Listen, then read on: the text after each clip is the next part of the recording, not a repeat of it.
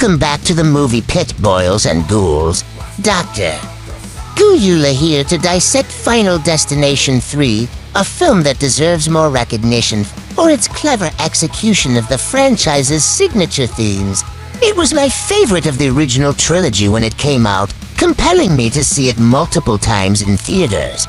Today we're going to examine how this underappreciated gem perfected the art of creative carnage while adding a healthy dose of dark humor to the mix. This third installment takes the established formula, death has a design, you can't cheat it forever, and cranks it up to 11 with some of the most memorable kill sequences in horror history. I still remember the collective gasps and nervous laughter in the theater during that fucking tanning bed scene. That's the magic of Final Destination 3. It makes you squirm and laugh in equal measure. So buckle up, because just like that ill-fated roller coaster, we're in for one hell of a ride. Final Destination 3 might be the most fucking overlooked entry in the franchise, but it's also the one that perfects the formula with gleeful, inventive carnage that'll make you laugh and wince in equal measure. Let's face it, when a movie finds the sweet spot between making you shield your eyes and simultaneously giggle at the sheer audacity of its death scenes, you know the filmmakers hit the motherfucking jackpot. This roller coaster of horrors doesn't just kill its characters, it does so with such creative panache that you can't help but applaud while reaching for the barf bag. Released in 2006, Final Destination 3 carved out its own bloody niche in horror history as a standalone sequel that didn't require you to have seen the previous films to enjoy its grisly delights. Directed by James Wong, who returned to the franchise after skipping the second installment, this entry brings a fresh-faced cast led by Mary Elizabeth Winstead in what would become one of her breakout roles. Winstead plays Wendy Christensen, a control-freak high school graduate with a camera always in hand who experiences a horrifying premonition that the roller coaster she and her classmates are riding will derail in catastrophic fashion. After causing a scene and getting several people off the ride, her vision comes true, saving lives, but also pissing off death itself. What follows is death's systematic hunt for these survivors who cheated the fucking Grim Reaper. But there's a twist that elevates this entry above its predecessors. Wendy discovers the photos she took at the amusement park contain eerie clues about how each survivor will meet their demise. It's like death left a goddamn instruction manual, and Wendy's desperate race to decode these visual omens before her friends get picked off one by one creates a tension that keeps you glued to your seat even when you want to look away. Unlike the first two films that shared connective tissue through their plots and characters, Final Destination 3 was conceived as a complete fucking reset from day one. Wong and Morgan, who'd worked on the original film but sat out the sequel, wanted this third installment to stand entirely on its own bloody feet.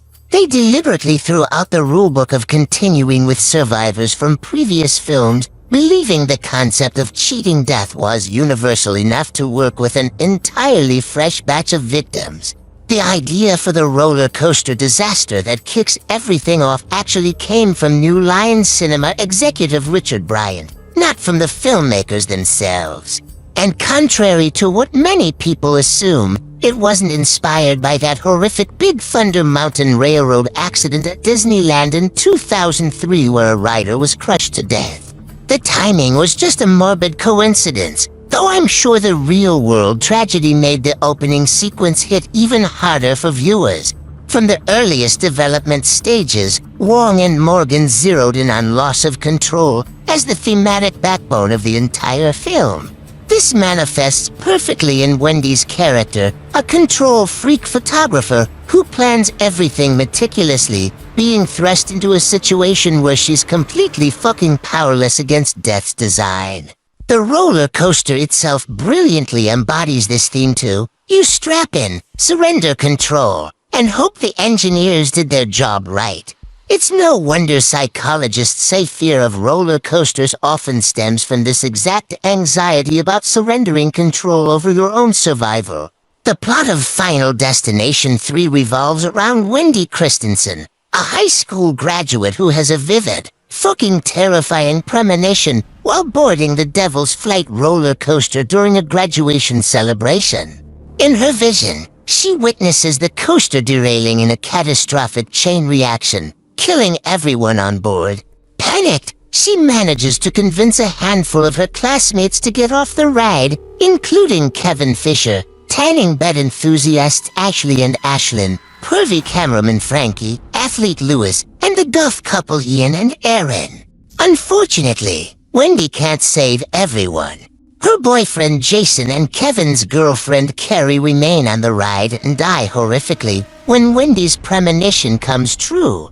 The coaster derails exactly as she foresaw, leaving her traumatized and guilt-ridden as she tries to piece her life back together. But death doesn't appreciate being cheated.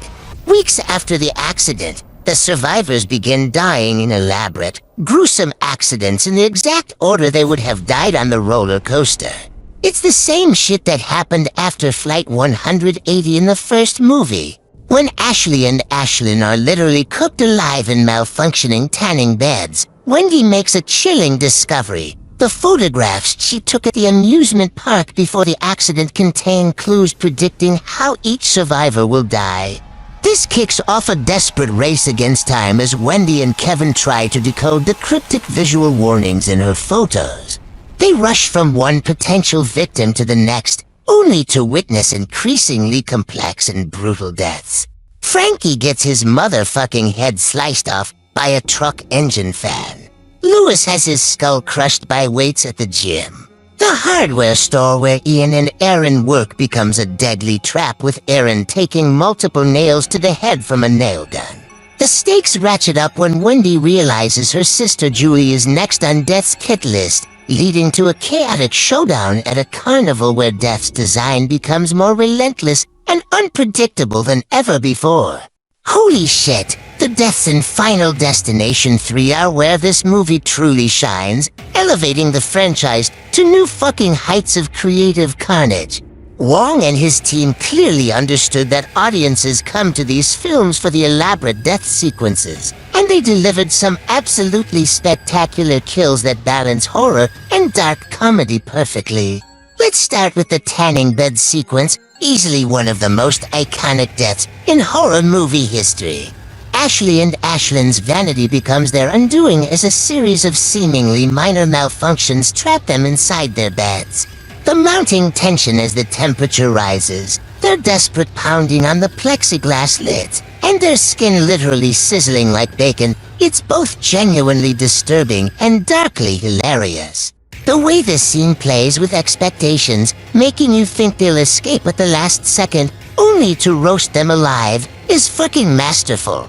Frankie's death by engine fan is another standout moment of spectacular gore. The build-up is brilliant as the truck's engine keeps stalling and restarting, while Kevin and Wendy are frantically trying to save him. The misdirection makes you focus on all the wrong potential threats before that engine fin spins up and wham! Decapitation City. The practical effects for his head sliding off are disgustingly realistic, providing that perfect gross-out moment that had theater audiences screaming. The hardware store sequence delivers two of the film's most creative kills. Aaron's nail gun death is a thing of beauty, the falling shelves, the shattering glass, and then those nails puncturing her face one by fucking one. It's meticulous in its setup and payoff. And Ian's bisection by the cherry picker later in the film might be the most jaw-dropping death in the entire series. The way his body slowly splits in two, sliding apart with that sick wet sound, it's simultaneously nauseating and impressive as hell. What makes these deaths work so well is the filmmaker's understanding of tension and release. Each sequence is like a mini horror film with its own setup, red herrings, and brutal punchline. The deaths aren't just shocking, they're built on careful misdirection that keeps you guessing which seemingly harmless object will become the instrument of demise. This shit is Rube Goldberg by way of a slaughterhouse, and it's glorious in its sick creativity. Mary Elizabeth Winstead absolutely fucking crushes it as Wendy Christensen, bringing a vulnerability and intelligence to the role that elevates the entire film. What could have been just another generic scream queen becomes a genuinely compelling protagonist under Winstead's care. She perfectly captures the trauma and paranoia of someone who's witnessed horrific death and is desperately trying to prevent more. The scene where she frantically studies the photographs for clues showcases her ability to convey mounting dread without veering into melodrama. Ryan Merriman as Kevin Fisher provides the perfect counterbalance to Winstead's intensity. His portrayal of the skeptic-turned-believer gives the film its heart and occasional comic relief without turning into a caricature. Their chemistry feels authentic, not forced romantic tension, but to people united by shared trauma who actually give a shit about saving lives. When Kevin risks his own safety to save Julie at the fair, Merriman sells both the heroism and the absolute terror of the moment. The supporting cast deserves serious credit for making what could have been disposable teenage stereotypes into people you actually care about. Chris Lemch and Alex Johnson as Ian and Aaron bring a sardonic edge to the goth couple archetype, making their eventual deaths genuinely affecting. Texas Battles Lewis manages to make the cocky jock likable despite his bravado, and Chellen Simmons and Crystal Lowe, as the shallow tanning bed victims, somehow make you feel bad for them despite their vapidity. What's most impressive is how the entire cast maintains the perfect tone throughout. They take the supernatural premise seriously enough for us to invest emotionally, while still acknowledging the inherent ridiculousness of their situation. This careful balance prevents the film from collapsing into either complete camp or joyless horror. When these characters die, and die horribly, that matters because the actors made you give a fuck about them first. James Wong's direction in Final Destination 3 is a masterclass in tension building, with each death sequence meticulously staged to maximize both horror and dark humor.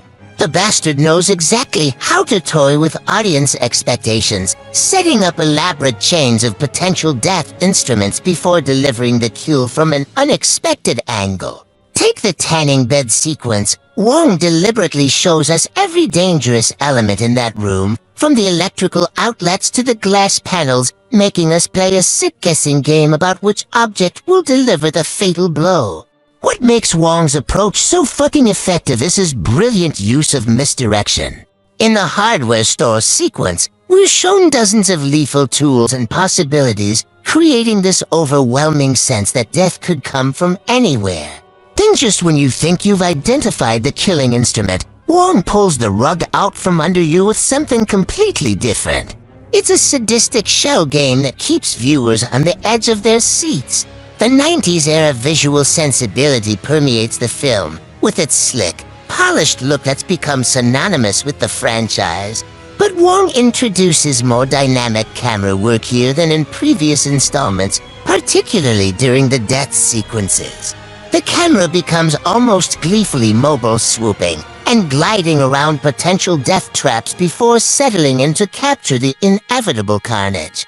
During Lewis's weight machine death, the camera movement creates this sickening sense of inevitability as it tracks from the precariously balanced weights down to his vulnerable position. Wong also displays a masterful understanding of pacing, knowing exactly when to stretch out the tension to unbearable lengths and when to deliver rapid-fire chaos.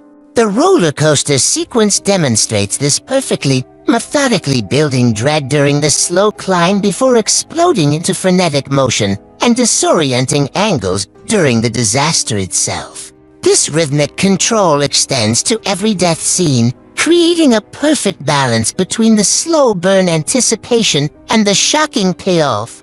What elevates Wong's direction beyond mere gore fest is how he maintains that delicate balance between genuine dread and dark comedy. He's not afraid to let the audience laugh at death's elaborate machinations, acknowledging the inherent absurdity of these Rube Goldberg killing devices while never undercutting the emotional stakes. It's this tonal tightrope walk that makes Final Destination 3 so goddamn entertaining while still delivering legitimate scares. The cinematography in Final Destination 3 deserves some serious fucking praise for its rich visual palette. Cinematographer Robert McLaughlin crafts each frame with meticulous attention to detail, creating a visual language that communicates danger lurking in everyday settings. The opening roller coaster sequence is a masterpiece of visual anxiety. McLaughlin employs claustrophobic framing that traps viewers alongside the doomed riders, using deliberately disorienting angles that mimic the sensation of being hurled through space with no control.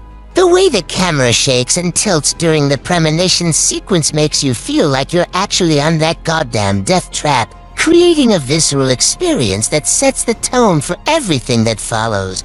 What's brilliant about the film's visual approach is how it uses color symbolism and visual cues to foreshadow each death. Watch how red consistently appears before each killing, the crimson glow of the tanning beds, the cherry picker's paint job, or the hardware store's exit signs. This subtle color coding creates subconscious tension before death even makes its move.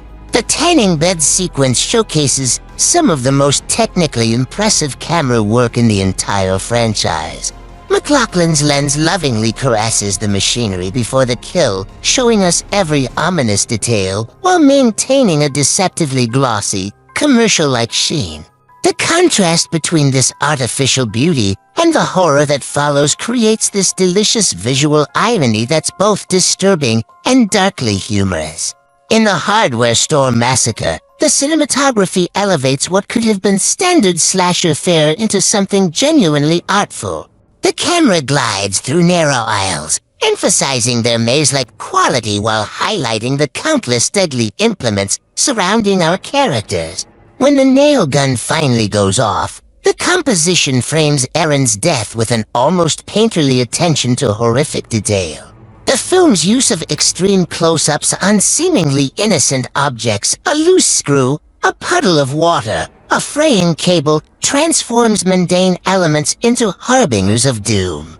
This visual technique keeps viewers scanning every inch of the frame for potential threats, creating a paranoid viewing experience where, just like the characters, we're frantically searching for death's next move. The sound design in Final Destination 3 is a fucking masterclass in tension building. Every single audio element feels deliberately crafted to keep you on edge. The way ordinary sounds become sinister is brilliant. The mechanical whir of tanning beds transforms from soothing to menacing. The creak of roller coaster tracks sounds like death itself approaching. And even the snap of a simple cabinet hinge becomes a harbinger of doom. Shirley Walker's score deserves special recognition for how perfectly it complements the gruesome proceedings. Her music doesn't just signal when to be scared, it weaves through scenes with surgical precision, building unbearable suspense before each death, and then delivering these satisfying musical punctuations to the bloody pills. The way she incorporates distorted carnival motifs into the score creates this sick juxtaposition between fun and terror that defines the entire franchise. The sound team's work during the roller coaster sequence alone demonstrates how goddamn brilliant they were at manipulating audience emotions. The gradual transition from excited crowd chatter to mechanical grinding to terrified screams is executed with perfect timing.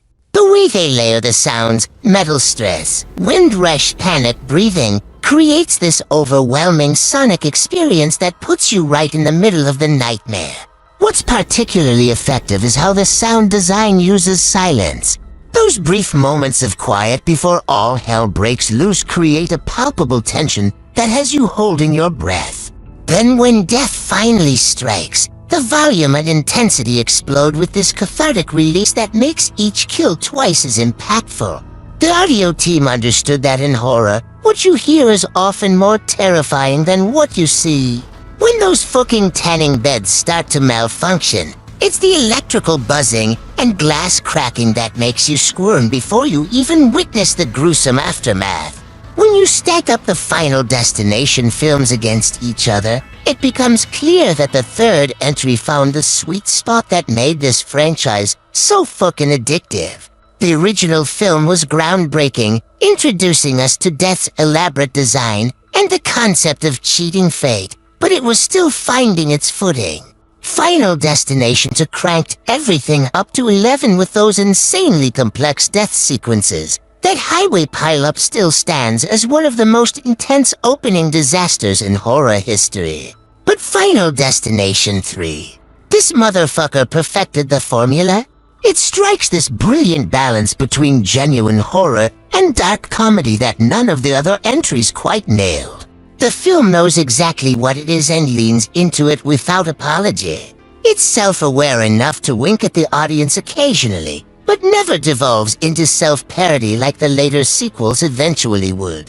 What sets this third film apart is how it maintains emotional stakes despite the increasingly outlandish death scenes.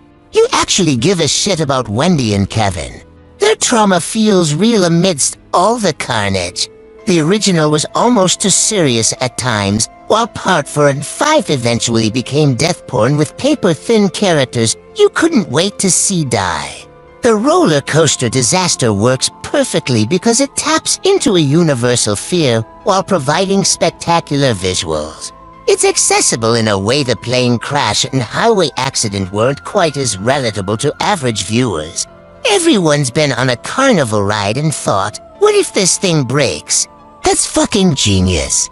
The photography element adds this clever new wrinkle to the established formula without overcomplicating things. It gives the characters agency in a way the previous films didn't quite manage, making their desperate attempts to cheat death feel more proactive than reactive. Final Destination 3 stands as the high-water mark for the series. It's when the filmmakers had absolute confidence in what worked but before the concept became too formulaic. It's the perfect horror sequel, familiar enough to satisfy fans but innovative enough to justify its existence. I still vividly remember seeing this shit in theaters back in 2006. The way the packed audience collectively lost their fucking minds during that tanning bed scene created an electric atmosphere I've rarely experienced since. There's something magical about horror movies in theaters when 200 strangers simultaneously gasp, laugh nervously, and then feel ashamed for laughing at something so goddamn twisted. My friends and I went opening weekend, and I ended up dragging different groups back twice more. Each time, watching the audience reaction was almost as entertaining as the film itself. People would cover their eyes but peek through their fingers, cursing under their breath when they realized what was about to happen. What impressed me most was how Final Destination 3 proved that the classic horror formulas from the 80s and 90s could still work beautifully in the 2000s if executed with the right balance of sincerity and self-awareness. This wasn't torture porn like Saw or Hostel that dominated horror at the time. It was inventive, playful death sequences with actual characters you cared about. To this day, whenever I ride a roller coaster or walk through a hardware store, this movie flashes through my mind. I've measured countless horror sequels against it, and most fall embarrassingly short. Final Destination 3 understood that showing less initially creates more tension than throwing blood at the screen from minute one. It's a lesson many modern horror filmmakers still haven't fucking learned. When all is said and done, Final Destination 3 stands as the crowning achievement of the franchise, earning a rock-solid 8 out of 10 stars for striking that perfect fucking balance between gruesome innovation and dark humor. Unlike many horror threequels that run out of steam, this installment refines and perfects the formula with confidence and twisted creativity. The death sequences are absolute masterpieces of tension and payoff, with setups that make you squirm minutes before the kill shot lands. What elevates these moments beyond mere gore is how goddamn funny they are without undermining the horror. You laugh, then immediately feel like a sick bastard for laughing exactly as good horror comedy should make you feel. Winstead's performance anchors the film with surprising emotional depth, making Wendy's psychological breakdown and subsequent determination genuinely compelling. The supporting cast delivers far more than the typical horror movie cannon fodder, giving us characters whose deaths actually register as losses rather than just spectacles. What really sets this motherfucker apart from its siblings in the franchise is its confidence. It knows precisely what audiences want and delivers it with style and sly winks without ever descending into self-parody. The roller coaster sequence alone shows more technical prowess and suspense building than entire horror films released that same year. For horror fans who appreciate the art of the kill sequence and don't mind a bit of sick humor with their carnage, Final Destination 3 remains the high watermark not just for this series, but for mainstream horror of the 2000s. While later entries would push the concepts to cartoonish extremes, this one found the sweet spot between excess and restraint that keeps it feeling fresh even today. So what's your favorite death scene from Final Destination 3? Was it the tanning bed disaster where Ashley and Ashlyn got fucking roasted like Sunday dinner? Or maybe the nail gun catastrophe that turned Aaron's face into a human concussion? Hell, I still can't look at a weight machine without thinking about poor Lewis's head getting crushed like a goddamn watermelon. Drop your thoughts in the comments below, you sick fucks. I know you have opinions about which elaborate death sequence gave you the most delicious nightmares. And if you enjoyed this bloody dissection, be sure to check out my other deep dives into classic horror franchises like Saw, Halloween, and A Nightmare on Elm Street. I've got enough morbid analysis to keep your dark little hearts satisfied until your own appointment with the Reaper. Remember, death is coming for all of us eventually, but subscribing to the Movie Pit might buy you some time. At the very least, you'll die entertained. Hit that subscribe button like your life depends on it, because in the Final Destination universe, it absolutely fucking would. Well, boils and ghouls, that wraps up my dissection of Final Destination 3, a bloody good time that perfectly balances gut-busting laughs with gut-spilling deaths. From that spectacular roller coaster catastrophe to the clever photograph premonitions, this film earns a solid 8 out of 10 stars from your old pal Doctor. Ghoulula. The way this third installment embraces its darkly comedic side while still delivering genuinely inventive kills makes it a fucking standout in the franchise. Mary Elizabeth Winstead's performance alone is worth the price of admission, not to mention those gloriously over-the-top death sequences that'll have you cringing and cackling in equal measure. If you enjoyed watching me pick apart this delightful corpse of a movie, don't forget to like, subscribe, and ring that notification bell so Death knows exactly when to find you with fresh content. Your support keeps this morgue running, and I've got plenty more cinematic cadavers waiting for examination. Remember, in the Movie Pit, every exit is just a final destination, and nobody escapes the Grim Reaper's design forever. This is Dr. Ghoulula bidding you sweet screams and bloody dreams. And as always, till next time, kiddies.